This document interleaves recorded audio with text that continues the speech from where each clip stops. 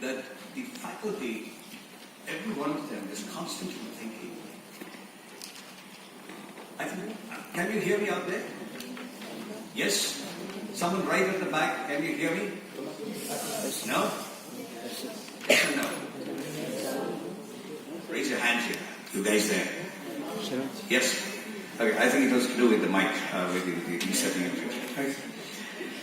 And what do I find? I find that the faculty is constantly thinking, dynamic about what industry needs, what you need to be doing when you go out.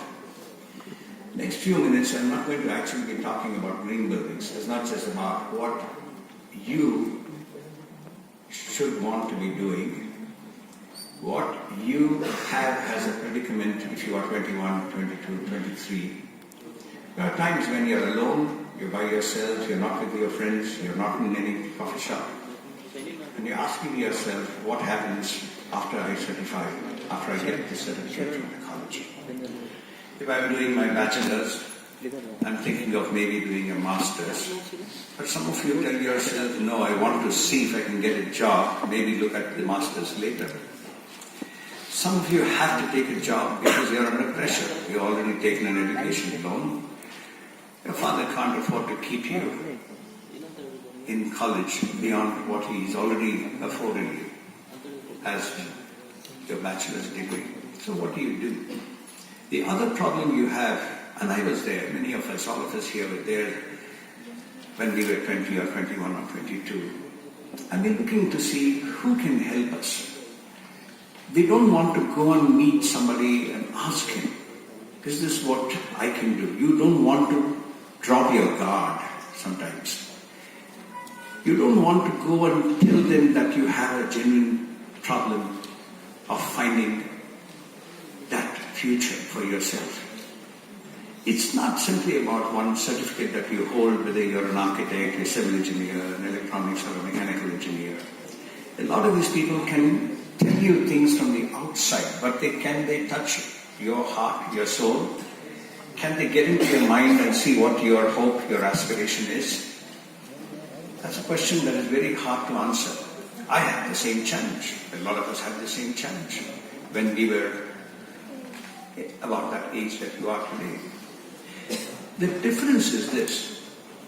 From then to now, the upside is this, between say the 1980s or 1970s and now, is that you're able to get jobs easier if only you had the very basics that are needed for an employer. And what those are things that you will learn maybe in college now or maybe later. The other challenge is, how do you grow your own self? How do you secure some deep influence that stays with you and makes you a better person? Tough question.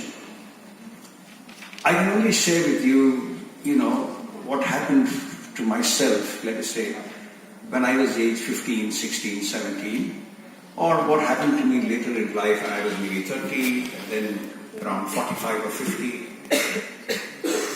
and how each of those people who brushed my life in some ways helped me understand what I could do with life. But if I'm you now, is it easy for me to understand what my next step is? Can someone tell you what you will be doing, say 6 years from now, 7 years from now? Can someone actually, like one of those wonderful forecasting people, astrologers or somebody like that, actually understand what can happen to you in the next 1 year? If you knew your future, you can act with a great deal more certainty. Is that right? And so what do we find as the next best option? We look to see if we can learn from people who we admire. Sometimes it's an uncle at home, sometimes it is a teacher at school who has stayed with you, whose impression has been abiding on your mind.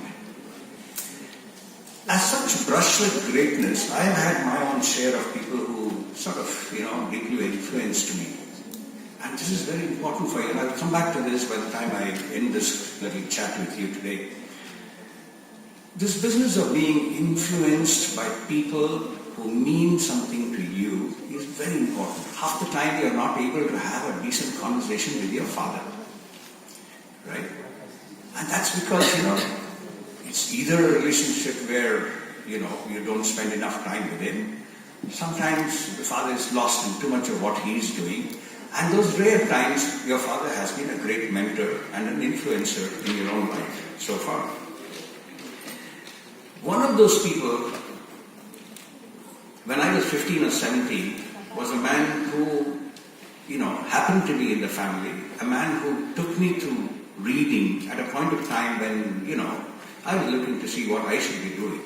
The habit of reading was something that stayed with me after that one person who would casually, every time he met me, offer me something or the other as an idea from some writer that he had read or of some book that had sort of left an impression upon him. And that was, it must have been in 1975, 76, even earlier, maybe 1974.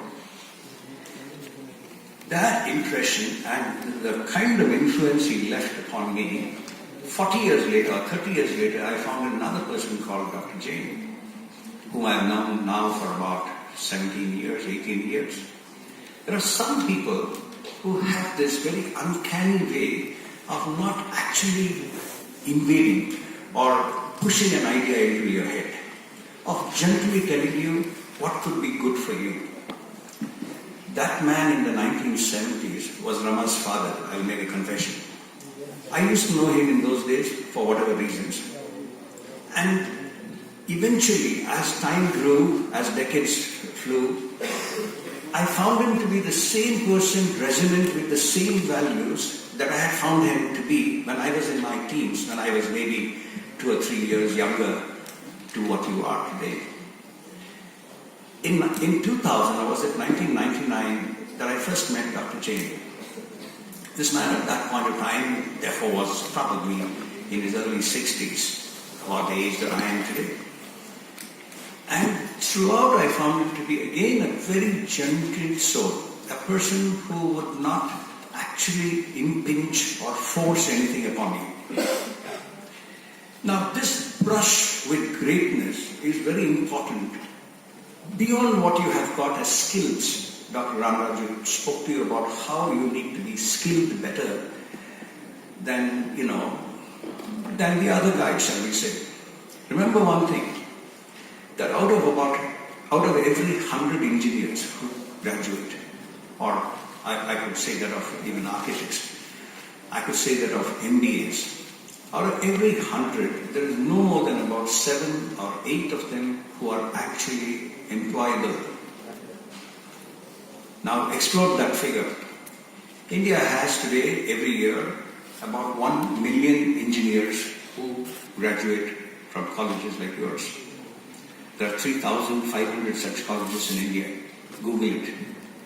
There are another 1,500 colleges which put out about 500,000, about 530,000 MBAs. So each of you, when you come out, this 1.5 million people, the architects' number is very, very small. It's about 35,000 or 40,000, which for architects is a very large number, I must say. You have to remember that only about 7% of these people actually get to being employable.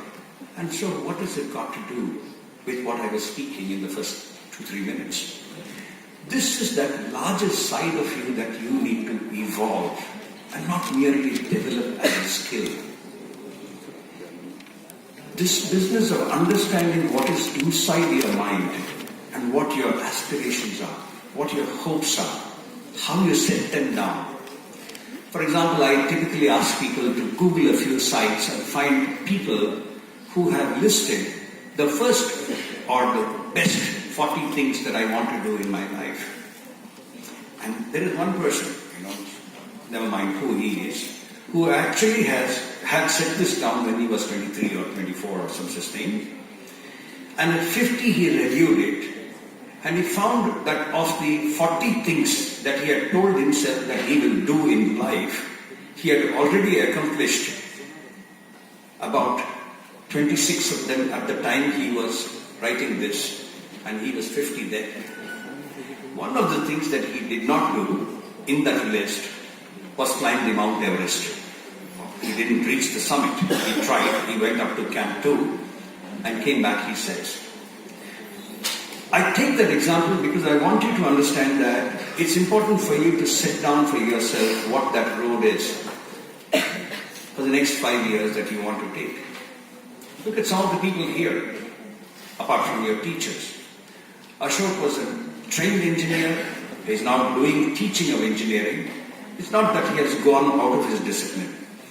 I used to be an accountant. I turned to economics. I turned to journalism. I went into buildings. I went into, what I could do in the environment area. I went away completely, therefore, from what I actually formally educated myself upon. Take Manjunath, an engineer, but he's doing, I'm sure he will confess this, he's doing things in a profession which has very little to do with what he actually studied. So look at yourself and ask yourself what you would be doing there for 5 years from now, year 10, year 15 and year 20. 4 cycles of 5 years. Put that down somewhere. And if you are methodical enough, you will want to revisit that once a year. This influence, this brush with greatness that a Dr. Jain offered in his ways, for instance, or Rama's father, a man called Swaminathan, offered in his ways. There was another man called T.J.S. George, a journalist, who very powerfully took me away from things that I was doing and gave me back my voice. How do you find that voice of your own? Ask yourself this question. Green buildings, to my mind, or anything to do with the environment, first starts with you. First starts with that inner space that only you can inhabit. Ask yourself, how many minutes do you find that you spend in a day with yourself? I could have said, do you meditate and therefore find that space which is your own? I could have said that. But that doesn't matter. This is a body that stays with you every nanosecond of your life. How much time do you spend asking yourself and listening to what the body is offering or telling you? That space, that inner space, that space inside your mind is something that no one can inhabit. Absolutely no one can. And that is a space that sort of, gets kindled, as it happened to me in the last 10 days. When I found this man, Dr. Jain, suddenly saying to his wife and daughter, his only daughter, that I will not take medicines, I will not take any food, and I will drink some water since you insist that I must be drinking water. He said that about 6 days before he passed away. And you know what he next said that morning? It was the 14th morning. He said, I will want to liberate my soul from my body. Not the best of discussions for a morning like this, you might say. But to me, if you're going to be talking, being a smart engineer, being a smart architect, an intelligent engineer or architect, someone who is going to relate to what the country needs, relate to your challenge today, if you're living in an apartment or a PG or some other place where there is no water. Just imagine, Matt Damon, that film star, has made just now a film. 2 months ago he made a film where the film starts with a person walking into a 5-star hotel and he's checking in. And there is this foyer front office person saying, sir, you can check in. I can put this in, but I must tell you that the hotel does not have water. He says, seriously, are you kidding? And he says, yes, sir, there is no water. And the camera captures the emotion on the face of this client. And then they move to another restaurant. There is this person sitting there, lady. This waiter goes up to this place. They offers her a glass of wine or something like this. She says, I need a glass of water. He says, man, there is no water in the hotel today. Again, the emotion is captured and the film moves on. You must watch this film. It's available on YouTube or such. You guys are very smart at that. I was very impressed with this young man who sang this morning and was using the tanpura from his smartphone. And he sang extremely well. For the first time, like Rama pointed out, we had someone who was a young man singing. Most often we have girls coming and singing. Look at this, we all have this conditioned mindsets. And I'm seeing in this crowd today, for the first time in probably the last 6 or 7 such meetings that I've had, of 300, 150 to 400 people, that the boys are outnumbering the girls. This is the first time. It's an exception. Usually I find girls are far outnumbering the boys in most schools of learning. Paris, 3 weeks or 4 weeks ago, saw 3 different days, successive days. The first day saw temperature at 39 degrees. The second day saw temperature at something like 28 or 29 degrees. The third day, it dropped to 18 degrees. In 3 successive days. No one has come up with an explanation for this. There were lots of protests and demonstrations in Paris, in the city. We are not able to understand what happened in Kerala. We know that there was way much more water from the dams that was released. From all the dams, from Mullai Periyar down to Idukki, there are something like 8 dams, and then further down. A friend writes to me from Vientiane, which is the capital of Laos, and he says the Mekong, which runs outside of his house, is running at 11 meters higher than its normal level. And many of you have read, and if some of you are from the northeast, you know what happened to the Brahmaputra when China released waters from the Three Gorges Dam. Mekong also received much more water because China released waters from the dams. So where is the challenge? Is dams the challenge? Is sudden outbursts of monsoons and clouds the challenge? Or is there something far more complex that is happening which we are not able to understand at all? Can buildings become more energy efficient and green and therefore solve the climate crisis that the world is going through? Can that actually honestly happen? Can a green building certified to be green have glass and metal curtains and yet be certified to be green? And what is it therefore offering as a glass-walled building yet certified green? These are basic questions that you will want to ask too. I hear from another friend who is working in Lucknow, and a young man here comes from Lucknow. As he brought me into this place, he was telling me this. This man he's a meteorologist. He used to be a geophysicist. He works in the Met department with the UP government. This man is telling me that in the next 6 years, they are going to see a median increase in temperature of 5 degrees Celsius. A 5 degrees centigrade rise in median temperature in the Gangetic plain of East UP, North Bihar, and west of West Bengal. So why is that happening? And if that happens, what happens to the people there? If it gets hot, what do people do? They move to colder climes. They move to pleasant places. So in-migration within India is going to be a major demographic challenge that the country will face in the next 20-30 years if we are not going to address this. And who addresses it? You. That person inside you who can get a lot more accountable than simply becoming a good green building expert. You can pick up a job. I was talking to a bunch of, must have been about 300 people, MBA students, both first and second year, in another school of business here in Bangalore last week, early last week. Before I spoke, like you put up this little film here, they put up a film and they said, with a bit more than a tinge of pride, that the last year's placement, it's an MBA school, so don't worry about this, the placement minimum salaries picked up was 10 lakhs a year.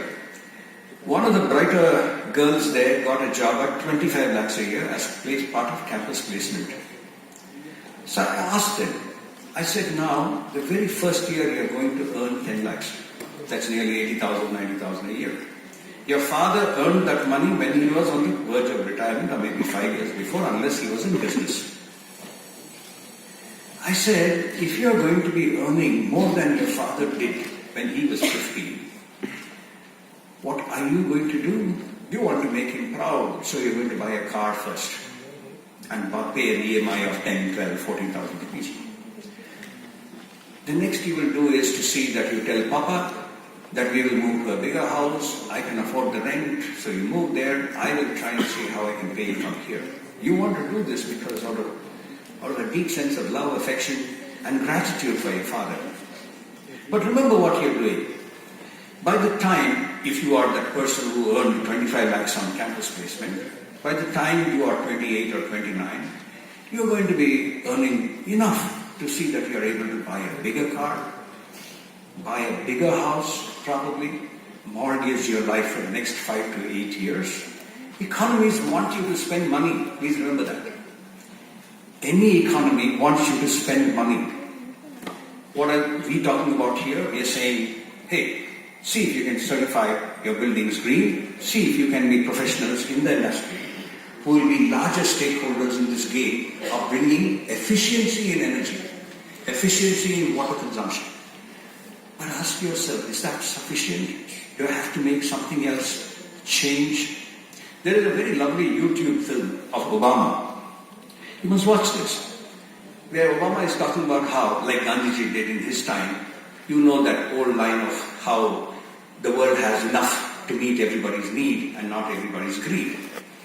Obama says something to that effect in a very short, ad-libbed kind of speech. And he stops, he says at some point in that film, if you watch him, he said, hang on, this wasn't the intent of this meeting, but I thought I would share this with you. And he said, desire is not about having more than you want to have.